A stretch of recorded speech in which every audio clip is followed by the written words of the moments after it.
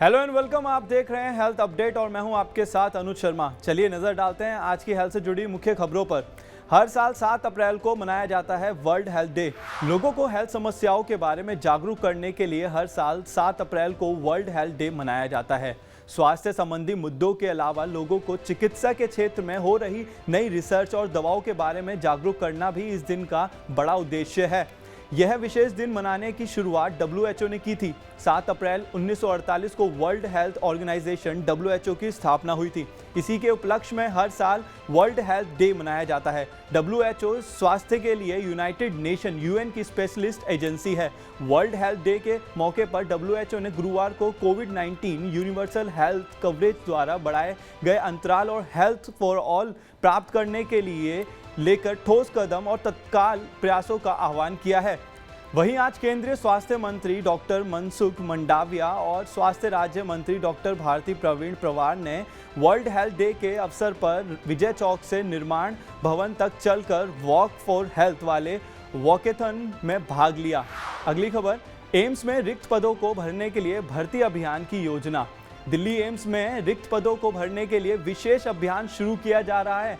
इस वर्ष सितंबर तक संस्थान में रिक्त पड़े पदों को भरने का लक्ष्य रखा गया है। इस काम में किसी तरह की लापरवाही ना हो, इसके लिए साप्ताहिक समीक्षा की जाएगी। इससे यहां इलाज के लिए आने वाले मरीजों की परेशानी दूर होगी और उन्हें लंबा इंतजार नहीं करना पड़ेगा। एम्स के डायरेक्टर प्रोफेसर एम श्रीनिवास ने विशेष अभियान चलाने की घोषणा की है। प्रोफेसर राजीव नारंग को इसके लिए चीफ कोऑर्डिनेटर ऑफिसर बनाया गया है। वह फैकल्टी सेल, रिक्रूटमेंट सेल और एग्जामिनेशन ब्रांच से संपर्क कर विभिन्न विभागों के रिक्त पद व उससे भरने के जरूरी कदम उठाएंगे। हर सप्ताह रिक्त पद व अपॉइंटमेंट की रिपोर्ट बनाकर डायरेक्टर को दी जाएगी, जिससे कि निर्धारित समय में सभी पदों को भरने के लक्ष्य को प्राप्त किया जा सके। जानकारी के अनुसार एम्स में 21 मार्च तक डॉक्टरों व शिक्षकों के कुल 1207 और पैरामेडिकल स्टाफ के 8225 स्वीकृत पद हैं। इनमें से डॉक्टरों व शिक्षकों के 363 और पैरामेडिकल स्टाफ के 1055 पद खाली पड़े हैं। 24 विभागों में 40 डॉक्टर और सहायक प्रोफेसर तथा 31 नर्सिंग अधिकारी कॉन्ट्रैक्ट के आधार पर काम कर रहे हैं। अगली खबर, देश में कोरोना ने पकड़ी रफ्तार। 24 घंटे में 6050 केस दर्ज। देश में कोरोना के मामले लगातार बढ़ रहे हैं। शुक्रवार को अपडेट किए गए केंद्रीय स्वास्थ्य मंत्रालय के आंकड़ों के अनुसार भारत में बीते 24 घंटों में कोरोना वायरस के 6050 नए केस दर्ज किए हैं, जो 203 दिनों में सबसे अधिक है। वहीं कोरोना वायरस के सक्रिय मामले बढ़कर 28,303 हो गए हैं। बता दें कि पिछले साल 16 सितंबर को 6,298 मामले दर्ज किए गए थे। देश में कोरोना संक्रमण के मामले लगातार बढ़ते जा रहे हैं, जिसको देखते हुए केंद्रीय स्वास्थ्य मंत्री मनसुख मंडाविया की अध्यक्षता में आज सभी राज्यों के स्वास्थ्य मंत्रियों की उच्च स्तरीय बैठक होगी। इसी के साथ ही देश भर में तेजी से बढ़ते कोविड मामलों के बीच कोरोना वायरस की जेनोमिक वेरिएशन की निगरानी के लिए स्थापित लैबोरेटरीज का पैन इंडिया नेटवर्क इंसोकोक आज शुक्रवार को एक बैठक करेगा। अगली खबर, पथरी की सर्जरी के दौरान अस्पताल में मरीज की मौत, अस्पताल हुआ सील।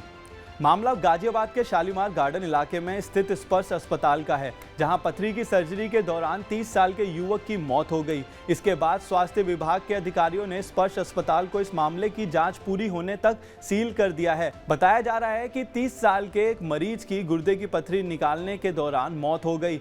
प्रशासन ने इसके साथ ही 4 डॉक्टरों की समिति गठित की है, जो अस्पताल चलाने वाले डॉक्यूमेंट्स की वैलिडिटी के साथ साथ डॉक्टरों की मेडिकल डिग्री की भी जांच करेगी। Chief medical officer doctor Bhavtosh Shankardhar ने बताया कि मामले में चिकित्सकीय लापरवाही बरतने के आरोपों की जांच 4 डॉक्टरों की समिति करेगी और दोषी पाए जाने पर कानूनी कार्रवाई की जाएगी। मृतक के पिता ने पुलिस को दी जानकारी और शिकायत में ये कहा कि उनके बेटे की सोमवार शाम 4 बजे मौत हो गई, लेकिन डॉक्टरों ने ये बात उनसे छिपाई।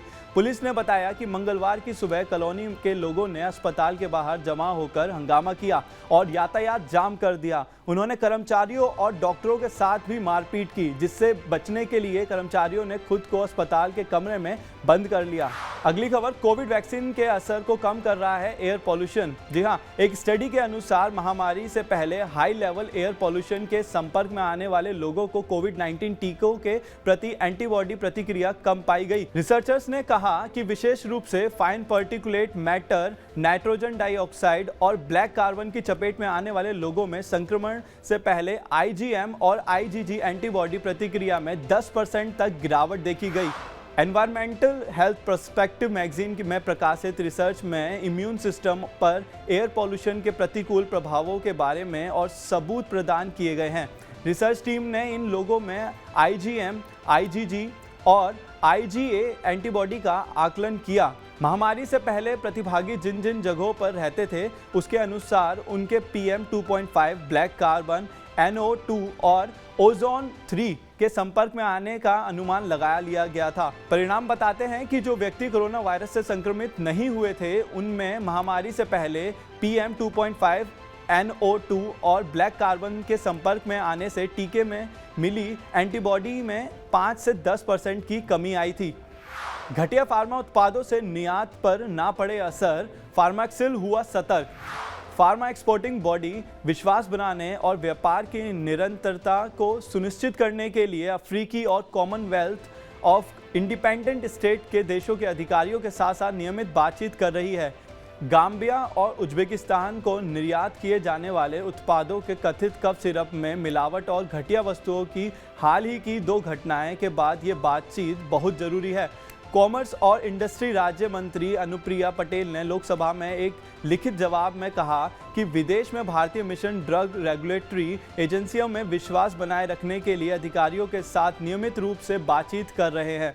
विश्वास बनाने और व्यापार की निरंतरता को सुनिश्चित करने के लिए कॉमनवेल्थ ऑफ इंडिपेंडेंट स्टेट के देशों में व्यापारिक प्रतिनिधि मंडलों का नेतृत्व किया और दवा नियामक एजेंसियों के साथ सीधे चर्चा की है। और उन्होंने कहा कि फार्मा व्यापार संघ उन्हें भारतीय जेनेरिक उत्पादों की गुणवत्ता का आश्वासन देते हैं।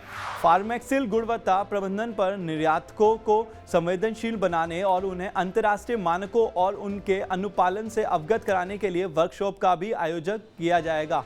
आज हेल्थ अपडेट में इतना ही। आप देश दुनिया की तमाम खबरों को देखने के लिए देखते रहे TV9 भारतवर्ष।